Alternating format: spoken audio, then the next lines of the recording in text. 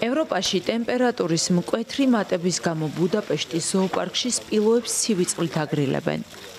უნგრეთის მეტეოროლოგიური სამსახურის ინფორმაციით 4 შაბათს უჩვეულოდ მაღალი ტემპერატურა 37 გრადუსი ცელსიუსი იყო. ქვეყნის სამხრეთ ნაწილში კი 5 შაბათს 39 გრადუსია მოსალოდნელი. ბუდაპეშტის ზოოპარკი, რომელიც 1866 წელს გაიხსნა, ცხოველებისთვის ისეა მოწყობილი სივრცეები, რომ მაქსიმალურად შეესაბამებოდეს ცვალებად კლიმატურ პირობებს. გლობალური დათბობა მხოლოდ საშუალო ტემპერატურის მატებას არ ნიშნავს. ის ასევე გულისხმობს ექსტრემალური ამინდის გახშირებას, რისთვისაც ზოოპარკებიც მზად უნდა იყვნენ. ჩვენი პასუხისმგებლობაა ისე მოვაწყოთ სივრცე, რომ ცხოველებმა აირჩიონ, რაც უნდათ, მზიანი ადგილი, ჩრდილი თუ აუზი.